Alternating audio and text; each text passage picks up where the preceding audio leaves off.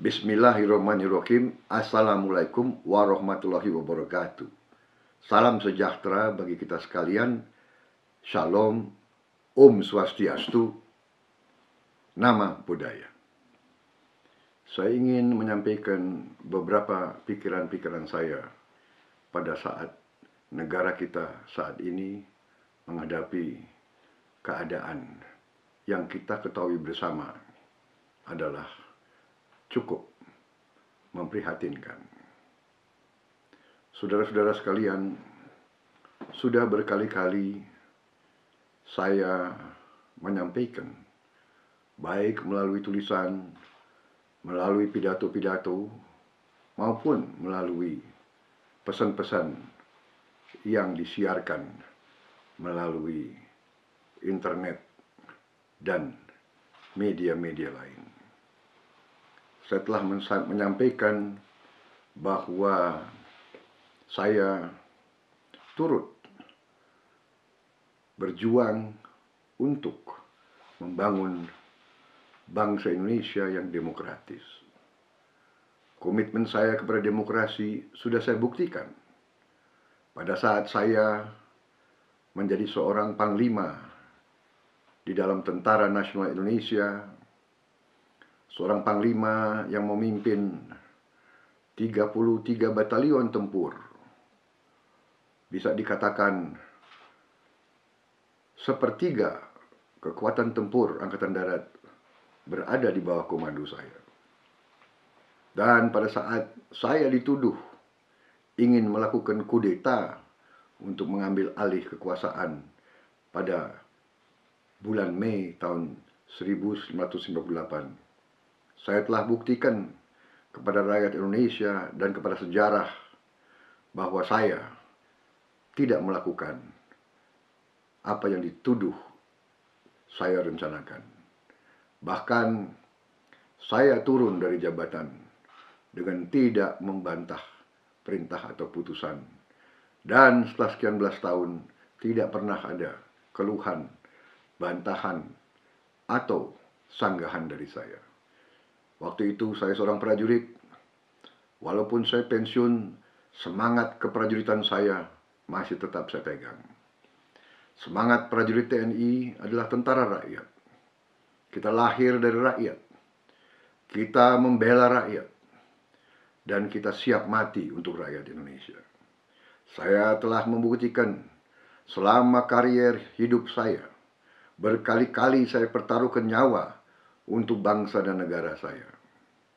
Saudara-saudara boleh bertanya kepada mantan anak buah saya yang jumlahnya ribuan yang berada di mana-mana. Tanyakan kepada mereka, apakah Prabowo Subianto pernah meninggalkan tugas di daerah pertempuran.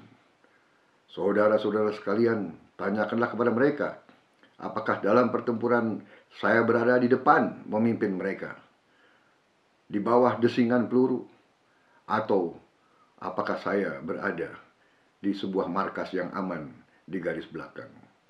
Saudara-saudara sekalian, saya sebagai patriot telah bersumpah untuk membela dan membangun bangsa saya. Saudara-saudara sekalian, dalam menjalankan sumpah itu untuk membela dan membangun bangsa, saya yakin bahwa demokrasi adalah sistem pemerintahan yang terbaik. Karena itu, saya terjun ke politik sudah 10 tahun lebih. Saya mengikuti pemilihan umum sudah 3 kali. Saya membangun sebuah partai dari nol. Saya keliling dari kabupaten ke kabupaten, kecamatan ke kecamatan, desa ke desa, provinsi ke provinsi. Memang banyak yang belum saya sentuh karena sungguh besar negara kita, saudara-saudara sekalian. Saya telah menyampaikan di beberapa fora, di beberapa majelis, bahwa bangsa kita telah mengalami sebuah keadaan yang janggal, di mana kekayaan bangsa kita tidak tinggal di Republik Indonesia. Kekayaan kita mengalir terus keluar. Karena itulah saya berjuang untuk merubah sistem ini. Saya berjuang untuk mengamankan kekayaan rakyat dan kekayaan negara. Karena itu saya berbicara dari hati saya yang paling dalam. Saudara-saudara sekalian, saya percaya bahwa demokrasi harus dilaksanakan dengan sebaik-baiknya. Karena itu, pelaksanaan pemilihan presiden yang baru kita laksanakan adalah harapan kita semua bahwa mandat yang diberikan kepada rakyat, saya ulangi, diberikan dari rakyat kepada siapapun, bahwa mandat itu harus diberikan secara benar-benar, secara adil, secara terbuka, secara bersih, secara jujur. Esensi demokrasi adalah pemilihan yang bersih dan pemilihan yang jujur. Saudara-saudara sekalian, dalam pemilihan presiden yang baru lalu, ternyata kita temukan kecurangan-kecurangan yang terlalu banyak, kecurangan-kecurangan yang terlalu masif, yang terlalu sistematis. Kita juga mengalami bahwa penyelenggara pemilu tidak adil, memihak salah satu kontestan. Protes-protes kami, himbauan-himbauan kami sebagai pasangan calon presiden dan calon wakil presiden nomor 1 tidak pernah dihiraukan. Rekomendasi-rekomendasi Bawaslu di beberapa tempat tidak pernah diindahkan. Saudara-saudara sekalian, tim hukum kami dan tim data kami telah menemukan suatu indikasi kecurangan yang cukup besar.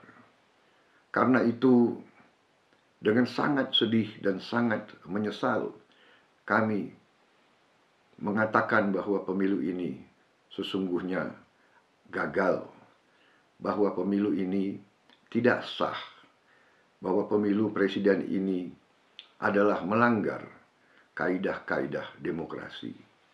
Bahwa apabila kita merestui keputusan ini, berarti kita merestui sebuah kecurangan, kita merestui sebuah kebohongan, kita merestui sebuah ketidakbenaran. Para sahabatku, dimanapun engkau berada, saya kira saudara-saudara merasakan di mana-mana betapa telah rusak mental bangsa kita, betapa telah merusak mental para pemimpin-pemimpin kita, mental para pejabat-pejabat kita. Ini mencemaskan kita semua. Bagaimana bisa kita hidup sebagai negara merdeka kalau semua pejabat kita atau hampir semua pejabat kita tidak punya integritas, bisa disogok, bisa dibeli. Di mana tempat keadilan untuk rakyat yang tidak punya uang? Kalau orang merasa diperlakukan dengan tidak adil, seharusnya dia punya tempat untuk mengadu. Harusnya dia ke polisi, atau dia ke pengadilan, atau dia minta suatu pembelaan di lembaga-lembaga negara yang didirikan dalam republik kita. Ternyata kalau semua lembaga-lembaga tersebut buntu karena korupsi, karena hakim-hakim sudah tidak punya integritas, hakim bisa dibeli, pejabat KPU bisa dibeli, pejabat KPUD bisa dibeli. Kalau ini semua terjadi, apa masa depan bangsa kita? Di mana bangsa kita bisa bertahan? Gunakanlah akal sehat kita. Sungguh-sungguh negara kita menuju kegagalan. Saudara-saudara, saya katakan, ada kalanya dalam hidup kita harus memilih pilihan yang sulit. Apakah kita membela kebenaran atau kita merestui ketidakbenaran? Apakah kita berdiri tegak untuk membela keutuhan bangsa, kemandirian bangsa, dan nilai-nilai yang kita junjung tinggi? Atau kita menyerah kepada uang, kita menjual nilai-nilai kita, kita menjual diri kita, kita menjual kepribadian kita, kita menjual harga diri kita. Saudara-saudara, pilihan-pilihan semacam ini sangat sulit. Pada tahun 45, pemimpin-pemimpin kita dihadapkan dengan pilihan semacam ini. Apakah menyatakan kemerdekaan atau menunggu kemerdekaan diberikan oleh penjajah? Pilihan yang sulit. Pilihan itu mengandung risiko. Mereka yang menghendaki menyatakan kemerdekaan agar kemerdekaan kita bukan hadiah dari penjajah, memang mempertaruhkan nyawanya dalam risiko. Dalam 10 November tahun 45, rakyat Surabaya dan pemimpin-pemimpin di Surabaya juga dihadapkan dengan pilihan yang susah, yang sulit. Menyerah kepada ultimatum Inggris untuk angkat tangan dan menyerahkan senjata paling lambat tanggal 9 November, atau menghadapi serbuan dan serangan negara adidaya pada saat itu, yaitu Inggris. Kita bayangkan bagaimana harga diri bangsa kita kalau waktu itu pemimpin-pemimpin Surabaya dan rakyat di Surabaya menyerah. Kalau Gubernur Suryo, Bung Tomo, dan semua pemimpin-pemimpin Jawa Timur dan Surabaya tunduk kepada ultimatum asing, bagaimana harga diri kita sekarang? Juga dalam krisis-krisis besar bangsa kita tahun 65, apakah memilih membela Pancasila atau menyerah kepada ideologi yang tidak sesuai dengan bangsa kita, yaitu komunisme? Saudara-saudara, demikian juga pada tahun 98, pada era reformasi, banyak pemimpin kita juga dihadapkan dengan pilihan yang susah. Membela sistem yang kurang demokratis atau berani membawa reformasi dan demokrasi. Reformasi dan demokrasi telah kita jalankan selama 16 tahun. Saudara-saudara sekalian, banyak lawan-lawan saya selalu hendak mendiskreditkan saya. Saya digambarkan sebagai seorang yang haus kekuasaan, yang nafsu untuk berkuasa. Dan saya digambarkan orang yang suka menggunakan kekerasan, yang kejam, dan sebagainya, dan sebagainya. Saudara-saudara, saya telah membuktikan setelah sekian belas tahun bahwa saya selalu mengutamakan jalan damai. Saya seorang mantan prajurit yang mengerti perang. Saya pernah melihat perang. Saya pernah melihat korban-korban perang. Komandan yang sangat saya hormati gugur di tangan saya. Anak buah saya yang terbaik gugur di sekitar saya. Saya yang harus ke keluarga mereka, ke ibu-ibu mereka, ke istri mereka, ke orang tua mereka untuk memberitahu putranya gugur di bawah kepemimpinan saya. Saya selalu ingin jalan damai. Karena itu saudara-saudara sekalian, fitnah-fitnah yang mereka lantarkan sungguh sangat keji. Saya dituduh ingin menutup semua gereja di Republik Indonesia. Padahal keluarga saya sebagian besar Kristen. Bahkan ibu saya adalah seorang Nasrani. Bahkan di sekitar saya, pengawal-pengawal saya, ajudan-ajudan saya, sekretaris saya, banyak orang Nasrani. Saudara-saudara, saya seorang prajurit, mantan prajurit TNI. Sumpah kita membela seluruh rakyat Indonesia tanpa memandang suku, agama, ras. Saya telah mempertaruhkan nyawa saya. Dan banyak anak buah saya dari berbagai suku dan agama telah gugur di bawah komando saya. Bagaimana bisa saya melanggar sumpah saya dan melupakan pengorbanan anak buah saya? Saudara-saudara, saya juga telah difitnah seolah-olah bahwa saya adalah anti etnis Tionghoa. Padahal saya selalu membela semua kelompok minoritas. Saudara-saudara sekalian, fitnah-fitnah itu adalah bagian yang keji dari politik. Saya minta para sahabat saya untuk sabar dan tenang. Jangan menjadi marah. Kita harus semakin arif, semakin sabar. Bukan kita menerima fitnah ini, tetapi kita perhitungkan dengan sebaik-baiknya.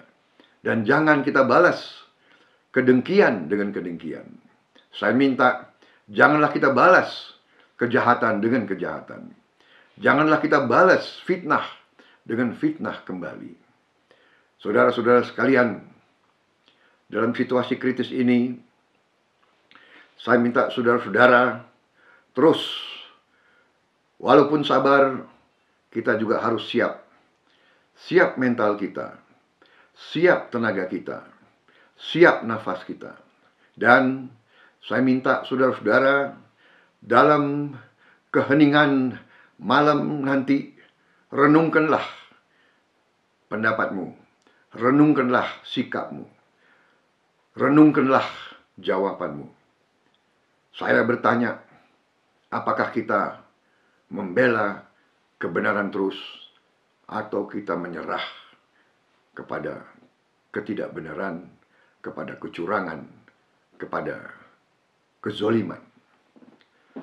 Dan dalam hari-hari yang akan datang, setelah kita merenungkan, marilah kita mengambil langkah-langkah untuk menghadapi hari-hari yang akan datang.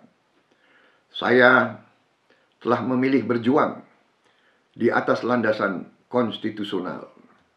Saya sangat-sangat sulit menyerah kepada keadaan yang tidak benar dan tidak adil. Saya menilai keadaan ini adalah syarat dengan campur tangan asing.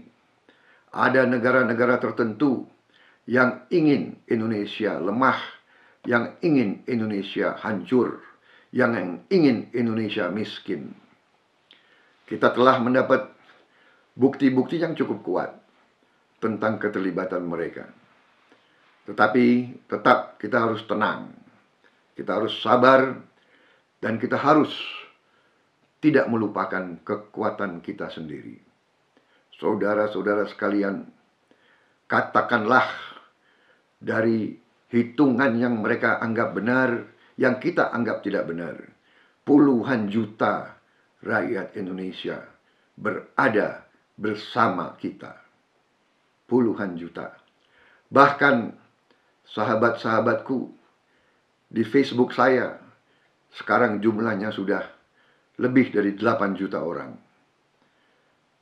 Saya minta para sahabatku yang sejati, mungkin saja ada yang masuk hanya ikut-ikutan, tapi mereka yang benar-benar ingin bersama saya dalam memperjuangkan dan membela nilai-nilai kebaikan, nilai-nilai membela Indonesia, nilai-nilai membangun Indonesia yang benar, yang baik untuk anak dan cucu kita. Saya mohon saudara-saudara, marilah terus kita dalam kekompakan dan kebersamaan, dan marilah kita menilai dari hari ke hari, apapun kita lakukan harus selalu di atas landasan konstitusi kita. Dan tidak boleh menggunakan kekerasan. Kita akan melaksanakan perjuangan apapun di atas landasan satyagraha yang telah diberi contoh oleh seorang tokoh di India, Mahatma Gandhi, dan di Amerika, Martin Luther King, dan di Afrika Selatan, Nelson Mandela. Percayalah, kebenaran akan menang. Kebenaran tidak bisa dikalahkan. Yang penting kita harus berani, kita harus tegar, kita harus mau berkorban, saudara-saudara sekalian. Bung Karno dan Bung Hatta dan Bung Syahrir dan Pak Dirman dan Gubernur Suryo dan I Gusti Ngurah Rai dan semua pahlawan-pahlawan pendiri bangsa kita telah mengajarkan bahwa kalau kita tidak menyerah, kalau kita berani, kalau kita tegar, kebenaran akan unggul, kebenaran akan menang pada saatnya. Kita harus siap menghadapi kesulitan. Kita harus siap menghadapi penderitaan. Tapi pilihannya apa? Kita menyerah? Apakah kita seperti budak yang disuruh duduk-duduk, disuruh berdiri-berdiri, disuruh tunduk-tunduk, disuruh diam-diam, disuruh ambil air, atau kita bangsa yang terhormat, bangsa yang mengerti membela haknya, membela hak-hak rakyat. Saudara-saudara sekalian, kekuatan kita besar, kita kemarin dicurangi. Karena itu, marilah kita susun barisan kita kembali, susun kekuatan kita kembali, dari orang ke orang. Susunlah kekuatanmu, 5 orang demi 5 orang, nanti 10 orang demi 10 orang. Adakan diskusi, bahas di rumah masing-masing, atur pada saat nanti kita akan umumkan bagaimana perjuangan kita.